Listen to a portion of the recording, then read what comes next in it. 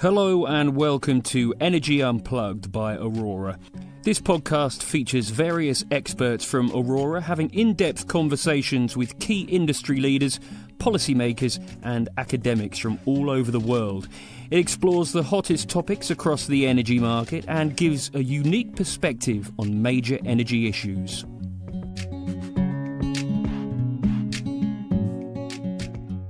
Welcome to Energy Unplugged. I'm Dan Monzani, Managing Director for UK and Ireland at Aurora. Today on the podcast, we're stepping back to look at the energy system as a whole and how it needs to transform in order to be ready for net zero. It's obviously a massive issue in the UK with only 12 years to go until the electricity system needs to be net zero and the date by which all new cars will be electric. But it's a debate in many forms which Aurora analyses in most, if not all, of the markets in which we operate globally. My guest today is ideally placed to discuss this. Jonathan Brearley is the Chief Executive of Ofgem, the independent gas and electricity regulator in Great Britain. He's been CEO there since February 2020, just before the pandemic and all the subsequent market turbulence. And Jonathan first chatted to us on the podcast in an epic doubleheader back in late August 2020. I think it's fair to say that the period since has been anything but quiet. Before joining Ofgem, Jonathan led electricity market reform as the Director for Energy Markets and Networks at the then Department for Energy and Climate Change, and was Director at the Office of Climate Change, a cross-government strategy unit focused on climate change and energy issues, where he led the development of the Climate Change Act. Welcome back to the podcast, Jonathan. Thank you. It's been quite a first 3 years in the role, hasn't it, with a pandemic followed by an energy crisis. Do you think we've now sufficiently, or you've sufficiently stabilised the market now, notably the retail market, in order to focus more on net zero? Well, the first thing to say is I think the thing that both the pandemic and the gas crisis have shown us is we need to be careful in making predictions about what might happen in the future. So what I see right now, I do see a market that is stabilising. I do see prices drifting back, not to where they were before, but at least drifting back towards somewhere in the region of the world we used to occupy. But we need to also accept that the market remains incredibly sort of stretched, and that means prices may well be very volatile. So I'm really pleased. We're sitting here today a week before a price cap announcement. I think all the analysis says that prices will come down, not to where they were before, but roughly to about, several £100 below where customers are paying their bills right now. And the market does seem stable, but it will take one big event and that will all change. So as a regulator, what we're really doing in the short term is making sure, yes, we can pass on those benefits to customers, but we're ready for a whole range of scenarios. That's really helpful. And of course, this podcast will probably be reaching our listeners shortly after that announcement, and they'll be able to look into the details of what sounds like it might be good news. The other side of this is it's been quite striking in recent news that the scientists are now concerned that it's more likely than not that global temperatures will pass 1.5 degrees of warming since pre-industrial times in the next 5 years, hopefully temporarily. Do you think we'll look back on the last few years as necessarily lost time, or has something fundamental shifted that enables us to get the support necessary to transform the energy system quickly? Well, look, there's been lots of massive challenges that have come out of the gas crisis, and I don't think any of us should forget the situation that customers across Europe actually have been left in over the last year and a half. We've seen huge high prices, we've seen massive volatility, and we continue to be concerned about the impact that has on vulnerable customers. Now, that said, almost coming back to your first question, the alignment on our energy goals now is much, much stronger than it's ever been. So if we want a cheaper system, if we want a more secure system, and if we want a net zero system, so one where we have tackled our carbon emissions, then all of those things are pointing in the same direction. And one thing that I think is really exciting right now is, in addition to looking after today, this regulator, the government, and all of us in the industry are beginning to build that system for the future. The thing that I think has changed for Ofgem is pace is one of the most important factors in that. So the faster we do that, the faster we deliver all elements of our energy strategy, not just climate change. Yeah, there's so much that you're doing at the moment. I had a look at your website shortly before we did this, and we could talk about topical issues from regulatory enforcement on overcharging or prepayment meters, reforms to local energy system security. The list goes on. And what I thought we should do is try and step back and set ourselves the question, well, what is the system we're aiming for, which you were alluding to just now, and how are we doing in getting there? I thought the most sensible place might actually be to start with the institutional framework itself, of which you're clearly part. The government published a strategy and policy statement recently, which, for the benefit of listeners, means once approved, there's a number of principles and priorities which Ofgem and indeed the system operator has to legally pay attention to, whilst still making independent decisions. Do you think that'll fundamentally change how you make decisions? Look, I think it's a really good thing. The thing we've got to acknowledge in energy is the role of government, the role of Ofgem, and indeed this new role of the system operator are highly linked. Government works hard and does the work, for example, on the contracting through CFDs for low carbon generation. Between us, we set the parameters for the capacity market. So it is more important than ever that we are all following the same kinds of principles. So I do think it will change it. And it's good to see that relationship being made more systematic and more transparent. So whereas I think a lot of these things are sort of negotiated between the three institutions, I think increasingly we'll have to make sure that we understand where each organisation is coming from, respect each of our different roles, but work in a coordinated way towards the goals that we've set out. And as I say, the alignment in terms of destination, I think, has never been stronger. That's interesting. So you think it'll change in terms of alignment. It's not necessarily therefore, well, I'm putting words into your mouth, but some people have hoped it might tilt the dial perhaps towards decarbonisation and away from short-run cost considerations. That's not how you seem to answer the question. Is it more about aligning with others? Well, I suppose that there's two things here. And I think we should chuck in the debate we're having around the net zero duty and whether Ofgem should have a specific duty focused on the UK's goals on climate change. And the board have been through this in a lot of detail, and we spent a lot of time sort of pushing ourselves to come up with a clear interpretation of our duties today. And we have said for a number of years now that we consider delivering on the climate change goals as part of our statutory goal already. But what I do think both the strategy and policy statement and the net zero duty will give us a formal and clear mandate to do so. So whereas, in honesty, a future board could change their mind, they could interpret things differently. I think both of these things allow us to be anchored in the same direction and the right direction as government and the system operator. What has also changed, though, which I think is a massive change for Ofgem, which I alluded to before, is the need to do all of this at pace. So whereas I think if you go back, say, 5 years, and having been in the networks part of the organisation, you've been very focused on the details of cost. You'd be doing your job rightly to make sure you got value for money for customers, and you'd be very careful about new infrastructure. What you've seen over the last 6 months and a year with Ofgem is we are approving a huge amount of new investment because we appreciate getting the infrastructure built is a thing that really will save customers money and indeed increase our security of supply. So I think it will give us an edge. I think it will help us make that journey, but I think that's a journey we're already on. We'll I think, come back to some of the points on networks, because the numbers are actually truly staggering, as you say, in terms of the amount of new investment that you've approved. I just want to sort of continue a little bit on this institutional theme here, because another duty you've picked up is a duty to promote growth. Is that something that's going to change things? Does that mean you are obliged to spend in particular ways or worry about particular people's costs? How does that factor into how you run an energy system? Well, look, that is something the government's consulting on, and we're beginning to have the conversation about what that might be, how it might be shaped, and what it might mean for our role, and whether it is appropriate for regulators to have a duty on economic growth. My perspective is fairly simple. We need to recognise what the energy system does for a country. It is there to make sure all of us have access to supply and that is secure and that is low cost. But it does play a part in the economic evolution of the country that we're in. So if you want to build a factory, you have to be able to connect well to the system that provides your energy. If you want to grow your manufacturing or other facilities, you've also got to have access to something that allows you to compete with other countries.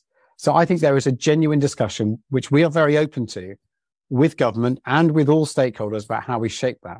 What we've got to take care of, though, is if you load too many duties on an organisation, it becomes hard to fulfil any of them. So I think there is a genuine question for all of us to shape the right thing. But equally, I think Ofgem recognises we are part of an ecosystem that is part of the economic growth of this country, and we should play that role. The other thing, you as an institution, you as an individual, being very keen on over the last few years is supporting the consultation and then the decision on a future system operator, one that's independent of National Grid and able to take on new roles. So that's a really big change that's coming in the institutional architecture. Why is it you think that's so important to delivering net zero? Well, the funny thing is, we made this proposal early in 2020, pretty much when I first became CEO, and we made a set of quite theoretical arguments about why this was needed. And the main reason is if you are making this change at this pace, you need a strategic brain to lay out the system that you're moving to. The energy system is not like it was 20 years ago. It's not a static system where the regulator is trying very hard to make sure that anyone who runs a network runs it cheaply. It's a system that is transforming. And if you don't have a part of the system that is driving change and driving progress, and shaping that progress, then I think customers are left at risk, and probably we won't make that change that we hope for. And what we've seen as we begin to evolve to this new institution is the system operator is already playing that role. So I mentioned that we approved 20 odd billion pounds of transmission investment last year, and that was done in a matter of months. Now, I can honestly say, if we had the old system, that would have taken years to approve that much infrastructure at that pace. And the reason we were able to do it is because we already had the system operator lay out nationally what was needed to connect offshore wind. And Ofgem's role then becomes one that is actually much more akin to the heart of what we do. It's much more about making sure that's built at a fair cost, making sure that's built reasonably, and making sure that customers get value for money. So what we are hoping for from the system operator is that over time, they will expand on that. They will take a much more holistic view across transport, across heating, across what we already use for electricity and what we already use for heavy industry, and begin to shape the system as a whole. And out of that, clearly a lot will still be left to the market, but we'll be able to drive the transition at, frankly, much more value for money, much more engineering coherence, and much, much higher pace. And that sounds like you're quite open to the role of Ofgem changing, perhaps shrinking in some areas, perhaps growing in others. Yeah, I've been sort of very open that as the role of the system operator expands, perhaps Ofgem's role in networks and infrastructure should shrink back somewhat. So, and I think it already is, as I say, we would have had years of discussion of the economic case to build a transmission line before we even got to allocating the money for it. I think where we will shrink back is to, a role that is much more akin to the heart of what we do, which is about making sure there's value for money from the system as a whole. So I would like to see a well-resourced, powerful system operator driving change and progress. And I'm very happy for that to mean we see some control of some of the things that we do. Is there anything else in the institutional architecture that you think is needs reforming or is missing if we're going to get to net zero? So I think in terms of the market in institutions and the way the market operates, I think having the regulator, having a well-resourced system operator, and defining more clearly the roles between us is probably our principal task. I mean, there's all sorts of other areas, for example, questions around how we drive energy efficiency, how we're going to make some of the fundamental changes in our homes. But I'm happy to say that's more a job for government than me to design it. I'm also really struck, just going back to your earlier career, how successful the CCC have been in. Yes. One of the ways in which I think they've been successful is actually the legislation requires them to publish a plan and the government to look at it and consider whether that's the plan they want, or if not, come up with another one. Is that something you think could have some benefit in terms of the more technical side of planning the electricity system, something that perhaps the FSO or another body could do in order to keep that sort of that integration between the different bodies that you've talked about so eloquently? Yeah, I think when you think about in steady state what the FSO needs to do, it is that whole systems planning that needs to happen. Now, what we've got to figure out between the regulated government and the FSO is what happens if some of the technical answers aren't what ministers consider to be politically acceptable. And equally, from a regulator's point of view, we'll want to make sure that this isn't just a big engineering plan, that people are thinking about outcomes for customers and, of course, costs. But at its heart, I think that should be an iterative process with the FSO owning that technical evolution. First of all, I should say nationally, like we're doing with the big transmission lines, but we are out to consultation on creating regional structures that will allow regional planning. And the advantage of that, which I think is a big change for energy, is that can more fully involve local leaders who are thinking about the shape of their own place and their own local strategies. So to give an example, Dan, in the future, wouldn't it be fantastic if you had local leaders thinking about the transition they want to make to people's homes, into their areas, bringing their understanding of what can happen in planning terms, together with those who are thinking about the energy system and how it might evolve, to make sure the two things are fully aligned and genuinely we can all drive progress in different ways. And that area-based planning, or that regional level, is really interesting. If we turn a little bit to networks now, to make that really work, do you need to have that cross-vector planning, that bring the gas networks in alongside the electricity networks, possibly in some regions new carbon networks, or can we make quite a lot of progress in the short run just with electricity system planning? So I think you've got to ultimately do it across vectors. Absolutely.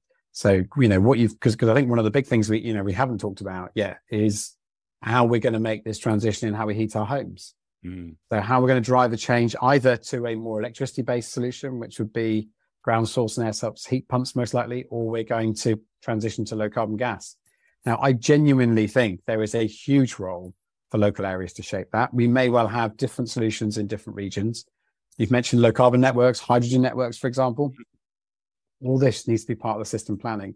And I think as we make this change, where economic incentives for the network companies themselves may not be well aligned with what a local area needs, it is important that someone's owning that. And that's again why I think over time the system operator can play a more fundamental role in shaping and driving this, not only at the national level, but also at the regional level. And if they can design a system so they are genuinely involving local leaders, I think this will enrich all of our roles in this process. Is that a role then for the national system operator, possibly putting common digital frameworks in place, or is it a role for what we see today as DNOs? So I think a lot of what we're doing right now needs to be driven by the DNOs. They need to be digitalizing their systems. The first part of getting the right data to manage this system more efficiently is putting the measurement in place to make sure you understand what's going on. And I think that is something that these price controls and the DNOs, till 2028 really need to deliver. But what you need, particularly if you are going to run a system where companies can grow comfortably nationally, is standardization about how that's done. Standardization about how the data applies, and equally how you trade in that kind of environment. So alongside this kind of local planning role, we are thinking about, it may be the system operator, maybe someone else, how you make sure you have consistent standards, but the driving of it and the implementation of it right now will be done by the local networks. Okay, let's pivot back up to sort of transmission level, or possibly taking it all in the round again. We talked a bit about the sheer volume of decisions, investment decisions that you've made, and how important the FSO, or the emerging FSO, was in driving that. I mean, how confident do you feel that that's going to get delivered now? I think the numbers are something like a tripling or a quadrupling of just transmission system build over the next 10 years or so. What else needs to happen to get to that system, I suppose, is the right way to frame it. Well, I had a wonderful presentation from my team about 6 months ago when we were looking at the emerging plans, and we just looked back at history, and we looked back at, when in our history have we ever built transmission lines as quickly as the plan that we have today. And the truth is, the only real comparison is between the 1920s and sort of 1940s and 50s. And again, a very different system, but that was driven by strategic planning and someone laying out what the country needs and then building it at pace. Now, first step will be to evolve what we have to have that plan. That's really important, but we talked about that. Secondly, the economic regulation of it, so the allowing of the money, of the making sure the money is spent well, does need to be done at pace. So our aim, roughly, is to make sure that we are not a blocker to this process. So when a transmission company is plotting out what it needs to do, how it sort of designs a system, gets planning permission, put shovels in the ground, and actually builds stuff, that obviously takes time. The economic regulation should fit around that to make sure that our decisions can keep up with the pace, the maximum pace for the projects that are being implemented. I think the third aspect, and perhaps the aspect that we are all concerned about, is the planning regime. So, once you've designed what you've got to make sure that there is a way in which you can have the right conversation with local communities to make sure that you shape it at pace in a way that meets their needs, but also meets the needs of the national energy system. Now, I know that's something that government are working on, for example, through the national planning statements, but something that I think is critical. And then finally, and this really is on the network companies themselves, This needs to be well run, well planned, well managed, and we are going to need a stepped up level of engineering excellence to make sure that these projects are delivered on time. So my view is, we have that first version of the plan. It's only the first set of transmission going in. I think we need to play a role, and we are playing a role as a regulator to make sure the money's there. We do need the planning system to be fit for purpose and all the environmental permits around it. But the companies themselves, in response, need to step up and stick to the timetables that they've committed to. If all of us do that, I'm sure this is possible. And it's what's going to be needed, not only to deliver net zero, but also to make sure this country has a lower cost system, has a more secure system, and quite frankly, has a system that is much, much more robust to the attempts by any country to be able to manipulate our energy prices in the future. Does that need to be driven through the regulated asset base, or is there a role for competition in building out these networks? The government's obviously passing legislation to enable it to do that, and it doesn't necessarily mean, of course, that needs to be used. Do you think that is that part of the old world of driving costs down, or part of the new world of bringing in more competition that can help deliver faster? So I think there's sort of a timing issue here. So I think in the very short term, we accept the arguments that, we're not the only country building transmission lines. Virtually every country across Europe is trying to do the same thing. So the supply chain, the people that are providing this equipment, is also very tight and is also under high demand. So in the short term, we accept the argument that by approving a program for the existing monopoly companies is the most effective way to make sure we drive pace and indeed we drive value for money. But over time, I think competition could have a role to play, actually. And the reason for that is, not just about cost, it's also about pace and ability to deliver. So we are very open to and excited about the idea that over time, we may get others into this market and we may spread the load. There is a huge amount to be done. So having different players doing that could be something that brings big benefits. But right now, this first tranche really is about those monopoly companies stepping up and delivering. Before we leave networks, I must ask you about connections. So we've spent rightly quite a bit of time talking about how much more network we need to build, but there's actually probably quite a lot of unrealized capacity in the current network, and we're seeing some really long delivery dates, well beyond the 2035 net zero deadline. What needs to change here to free up capacity on the network so that people can actually build the renewable projects, the battery projects that we need in the system? Yeah, look, I mean, there's two dimensions. This one is building the infrastructure you need, and the second is making sure people can get projects away and get them connected. We came out last week and really laid out for the system operator and the industry what we expect to happen. And indeed, Vincent and the team and the system operator have delivered a 5-point plan to try and change this. Put really simply, and Dan, you'll remember this, back in the department, we were thinking about trying to persuade people to build renewables projects. And part of that was saying to them, if you apply for a connection, you'll get a connection and it'll be there. And therefore you can tick that off the developer's worry list. And the good problem to have is we have seen a huge uplift in people trying to develop low carbon projects. And so we have 300 gigawatts, which is in many scenarios what we need in 2050, trying to connect to the system. The problem right now is the queue that has developed doesn't really sort between the projects that we think are going to deliver and the projects which might not get there. So put really simply, what we are going to need to do is to make sure that if you cannot progress your project, if you cannot get planning permission, if you cannot get the right financing, if you aren't demonstrating that you're going to need your slot, then over time, you need to leave that queue and let somebody else who is moving faster take up that space.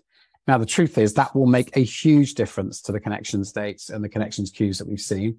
It's hard to predict exactly, but National Grid think it will reduce connection times by between 2 and 10 years, which will bring a lot of those post-2030 back to the right side of that line and to help us deliver those 2030 and 2035 targets. One last thing I should say on connections is, as a regulator, we're keeping this under review. We've also said that if more radical reform is needed, then we will step in and make those changes. So if we don't see the industry move quickly enough, we're going to have to do more. And that will mean, frankly, more strident conditions on developers to make sure we get the connections that we need for the projects that need them. Let's turn to markets then. So you've talked a lot about networks and actually quite a lot about how we need to get better in different meanings of the word planning the system. Do you think market reforms are still important in that framework where so much is going to be planned? The government's obviously got a big review of electricity market arrangements that includes things like locational marginal pricing, different ways of increasing merchant exposure on subsidized renewables. What's the right balance between a centrally planned system and one that allows decentralized decisions because of the market? So, in my kind of really simple sort of world, you've got planning we talked about, you've got wholesale market reform and retail market reform.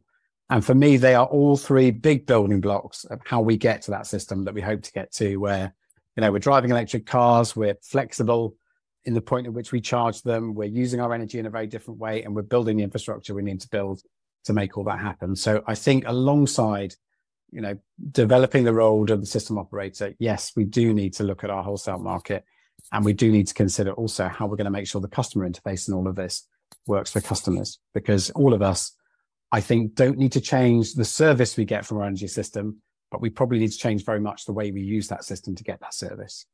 Now, coming on to wholesale markets, I think there's two dimensions that we're all thinking about. First of all is, how do you get the right incentives in the system in different locations?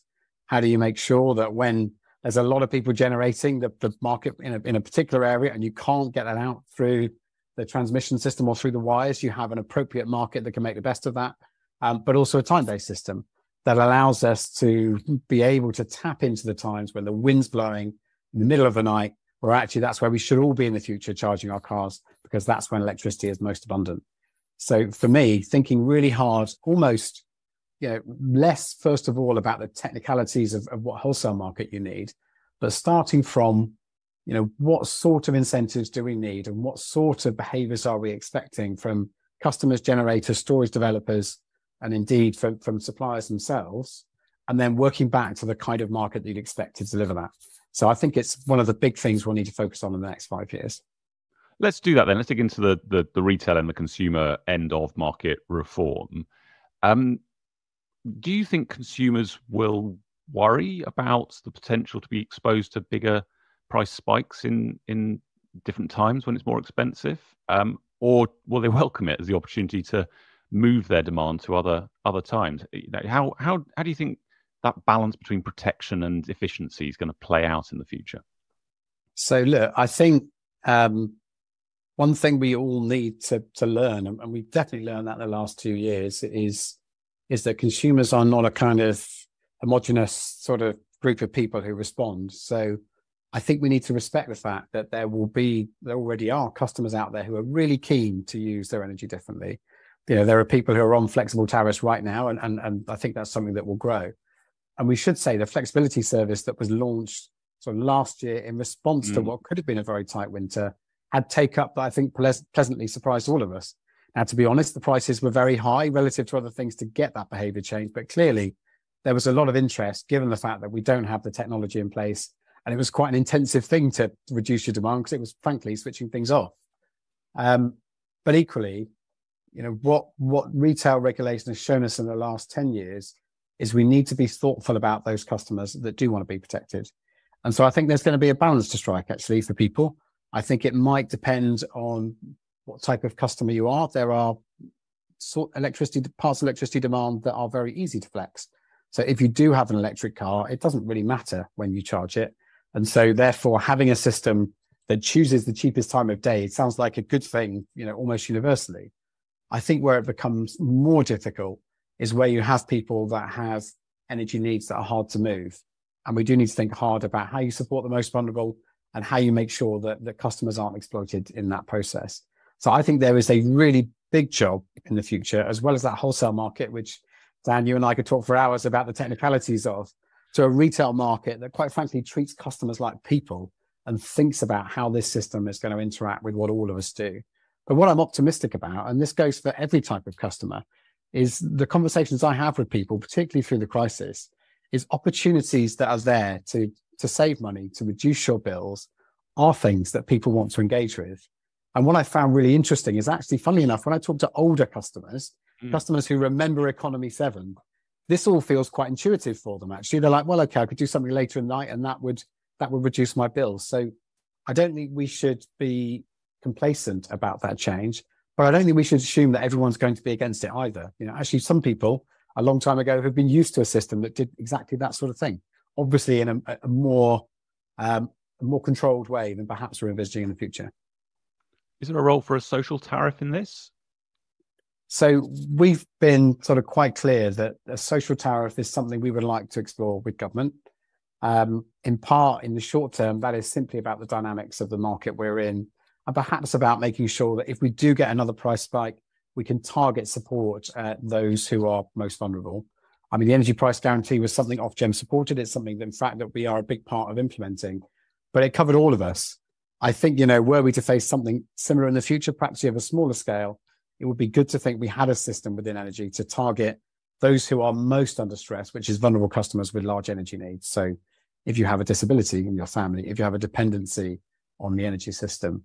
So that's definitely something that we would like to see explored and should be a part of the conversation about the long term. It may be a social tariff, it may be different forms of regulation for protection, but all that is something that I think we need to work through with customers, with the consumer groups, and indeed with suppliers themselves.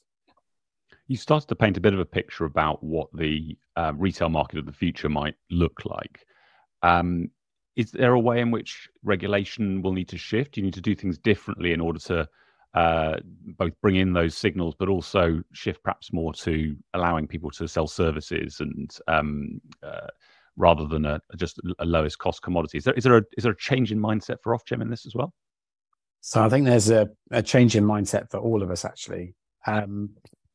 When you think about that new role that you are hoping customers will play in this system, and you think about energy being a service rather than simply being about the number of kilowatt hours you're getting through your meter and through your gas meter, that is something that I think all of us need to reshape.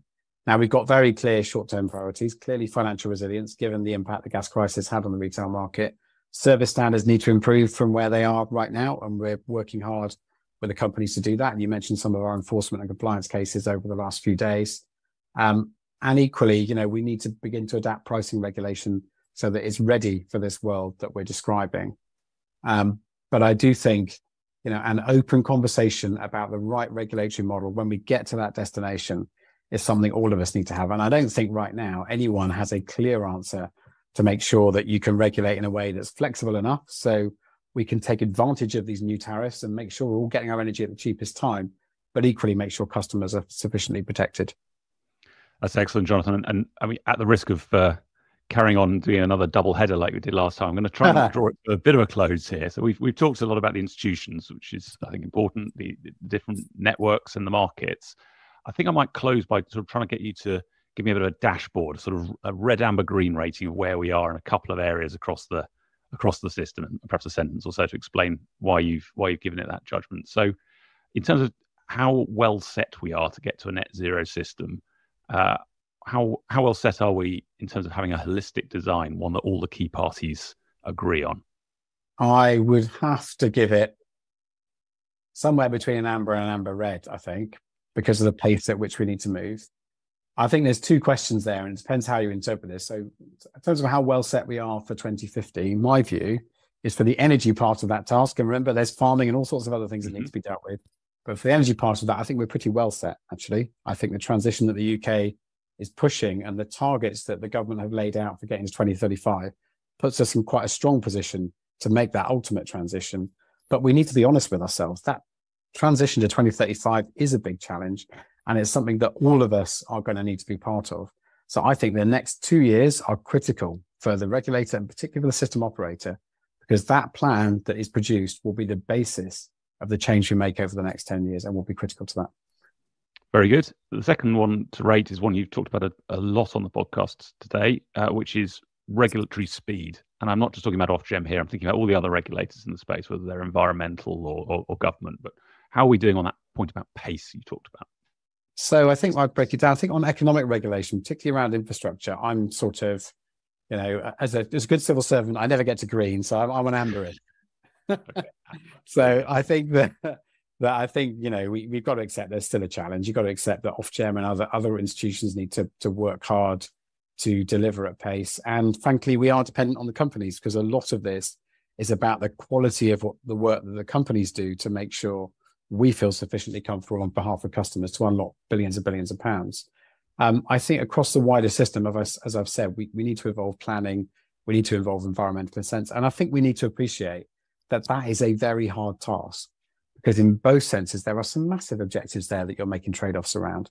And how people feel about their local area is a really, really strong part of quality of life. So I'm not sort of concerned about the sort of process pace of this, but there are some tough questions and we'll all need to work through those. Third one is money, both the availability of it, given the international competition, the very welcome international competition to decarbonise systems, and the cost of it. How are we feeling about money?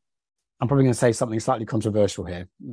Dan, since I have been in energy, which is probably since 2006, I have always been told there's an international competition for money and it's going to be very hard to get money into projects. And in fact, as I ran EMR, I was told that, the market was incredibly confusing and it was really hard to get money into projects. And throughout that time, almost at the same time, money was going into all the different systems we put in place. I think my view is really simple. There is absolutely more international competition now. The IRA program in the US is definitely something that all investors are talking about. But I believe if you get the regulation right, if you get a stable system, I very strongly believe we'll get the money behind it. And what gives me that sort of sense of comfort is not just the sort of experience of the last 15 years. It's also looking into the market now. So the trading for network companies, for example, is very healthy. And that suggests there's a way to go before we need to worry too much about that. I'm not being complacent about it, but I do think the job here is to get the regime right, and I'm sure the money will flow. Jonathan, that sounded dangerously like a green. Well, I think that's the kind of amberish lime green. That's as far as you can ever go. Okay, final one. Consumer acceptance. Both of the sort of the current system and the things that are happening now, but also the things that we need to do in order to get to net zero. So I think genuinely, I would put that, which again, between amber and amber red, I think we need to appreciate consumers have been through an incredibly hard time in the last 2 years.